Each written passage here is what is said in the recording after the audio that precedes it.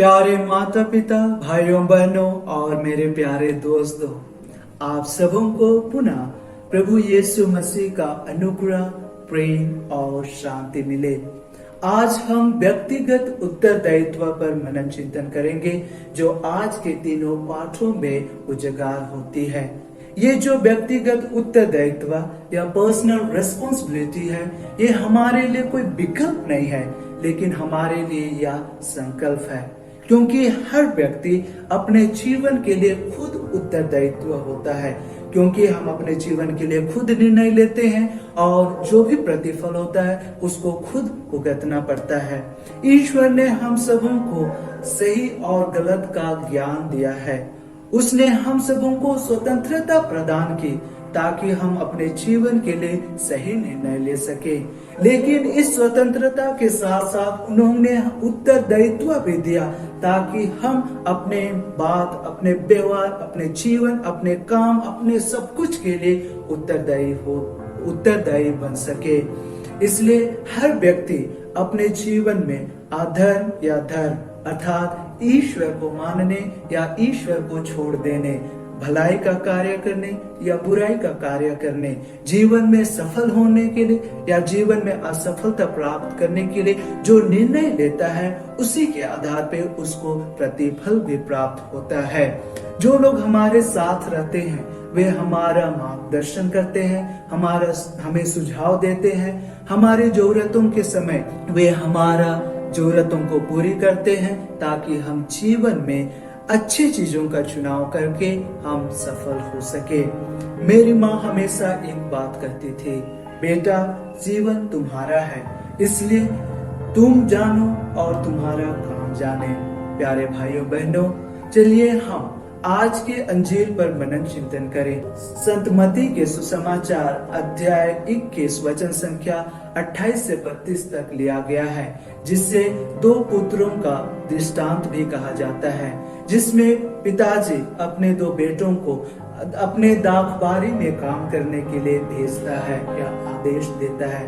वह पहला बेटा से कहता है, बेटा आज दाखबारी में आप काम करने जाओ, और वो कहता है मैं नहीं जाऊंगा, लेकिन वो पश्चाताप करता है और काम करता है।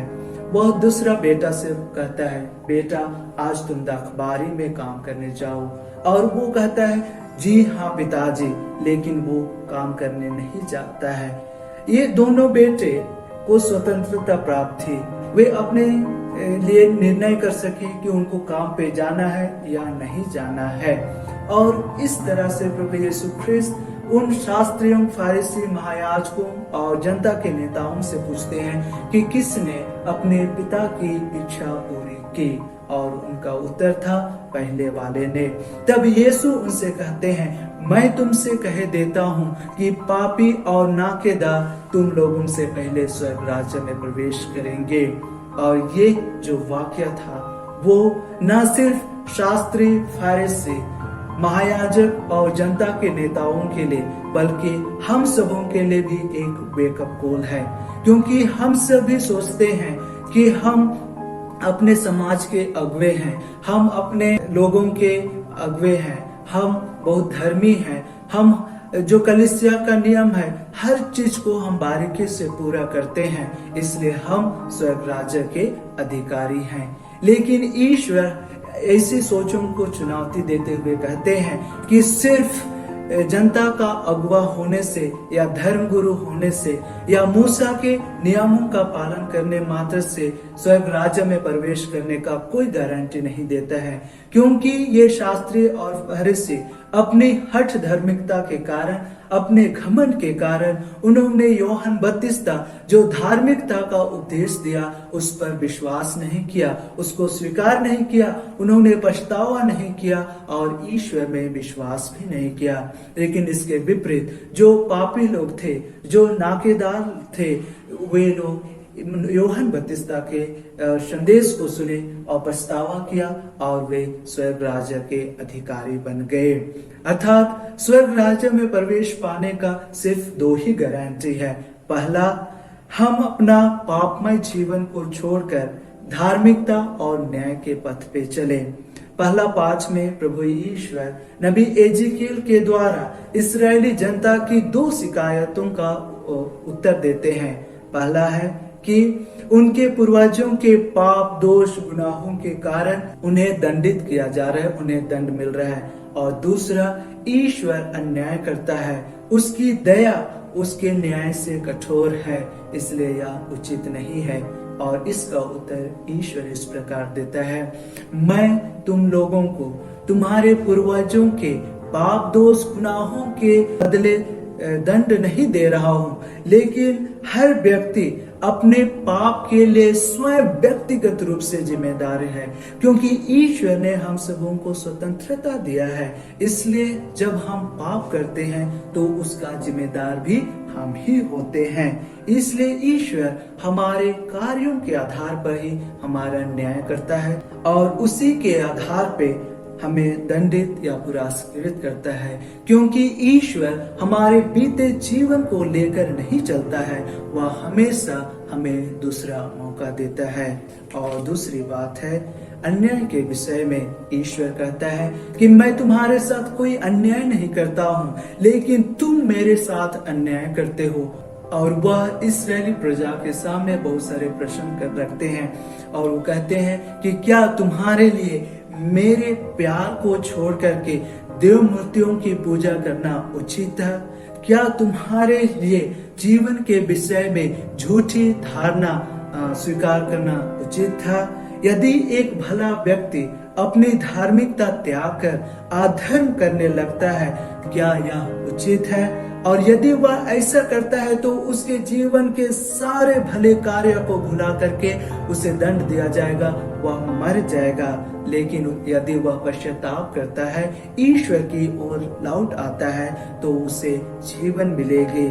जैसे हम राजा दाऊद के विषय में जानते हैं, राजा दाऊद अपने भाइयों में सबसे छोटा था और ईश्वर ने उनको इस्राएली प्रजा के चरवाहे या राजा के रूप में नियुक्त किया।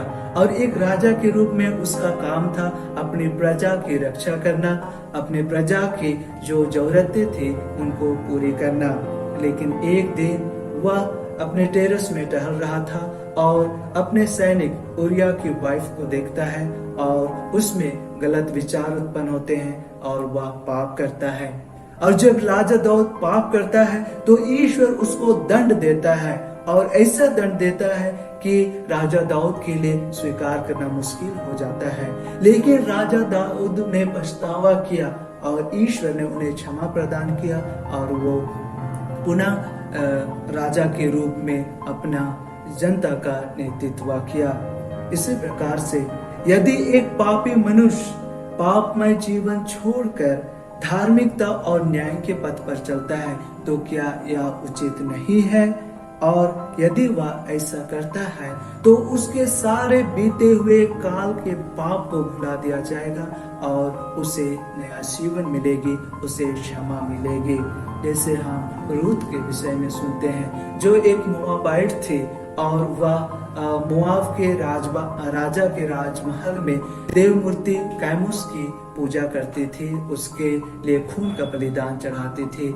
और जब वह ईश्वर को जानती है तो वो सारा चीज छोड़ करके ईश्वर के पीछे आ लेती है और कहती है कि तुम्हारा ईश्वर मेरा ईश्वर होगा, तुम्हारी प्रजा मेरी प्रजा होगी, जहां आप जाएंगे वहां मैं जाऊंगी। अर्थात एक व्यक्ति अपना जीवन को बदलकर मन परिवर्तन करके वह ईश्वर की ओर लौट आता है। बहुत बार हम भी यही सोचते हैं कि यदि कोई व्यक्ति अंतिम क्षण में अपने जीवन में ईश्वर को स्वीकार करता है, अपने जीवन में पछतावा करता है और ईश्वर की ओर लौट आता है और ईश्वर उसे पुरस्कार देता है, तो ये सरासर अन्याय है, क्योंकि उसने जीवन भर गलत कार्य किया या उसने जीवन भर अच्छा कार्य किया और अंत में उसने एक बुरा कार्य किया और ईश्वर उसको दंड दिया।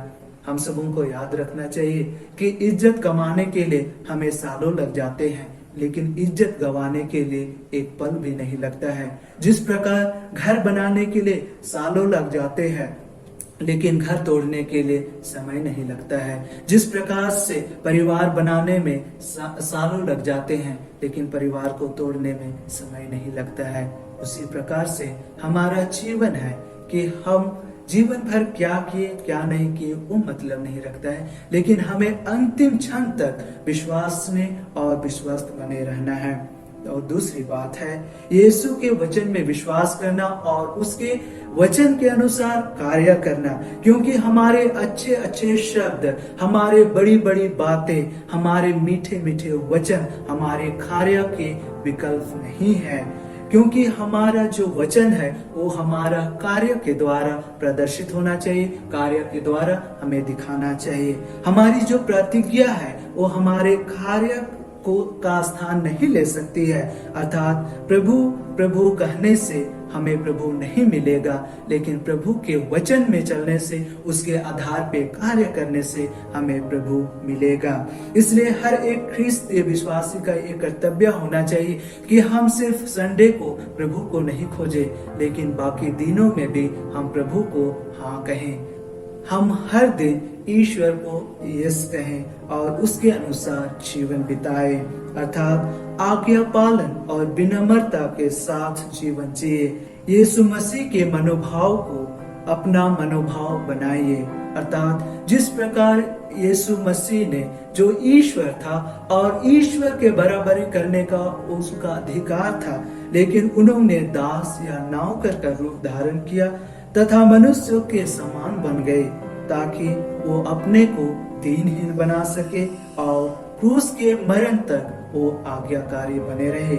उसी प्रकार से हमें अपने जीवन के अंतिम क्षण तक विनम्र और आज्ञाकारी बने रहना है। और जब हम ऐसा करते हैं तो जिस प्रकार से ईश्वर ने यीशु मसीह को महिमान्वित किया, उसको ऐसा नाम प्रदान किया जो सब नामों में श्रेष्ठ है, और आकाश पाताल धरती हर लोग उनके नाम के सामने घुटने टेकते हैं, उसी प्रकार से जब हम यीशु मसीह में विश्वास करते हुए, पछतावा करते हुए जीवन जिएंगे तो ईश्वर भी हमें महिमान्वित करेगा। इसलिए ख्रिस्त में प्यारे भाइयों बहनों, ईश्वर आज हम सबों से यही क्वेश्चन करते हैं, क्या आप मेरी दाखबारी में काम करोगे? हमारा उत्तर क्या होगा, हाँ या नहीं? मैं सोचता हूँ कि ना पहले बेटे की तरह ना दूसरे बेटे की तरह, लेकिन हमें यीशु मसीह की तरह जीवन जीना है, क्योंकि यीशु मसीह के लिए सिर्फ हाँ ही था और उसी के हाँ में ईश्वर की सारी प्रतिज्ञा नहीं थे, इसलिए हम ईश्वर की महिमा भी उन्हीं के द्वारा आमीन कहते हैं। अतः आइए हम अपने जीवन को परख कर देखें कि मैं अपने जीवन के लिए कितना उत्तरदायित्व हूँ। क्या मैं यीशु को सच्चे हृदय से प्यार करता हूँ? क्या मैं उसके दाखबारी अर्थात ईश्वर के राज्य में काम करने के योग्य हूँ? मैं कितना प्रतिस्पर्ध हूँ? मैं कितना डेडिकेट हूँ? और यदि हम एक सच्चा ख्रिस्ती हैं तो हम जरूर ईश्वर को हाँ कहेंगे और ईश्वर के वचन को सुनने के बाद में हम उसके आधार पर जीवन जिएंगे। और ये जीवन जीने के लिए हम प्रत्येक जन व्यक्तिगत जिम्मेदारी लेते हैं और अपने पापों के लिए पश्चाताप करते हुए ईश्वर में विश्वास करें और ईश्वर को स्वीकार करें और ईश्वर के साथ नया जीवन जीने का संकल्प करें। खुदा हम सबों को अपने आशीष कृपा से भर दे। आमीन।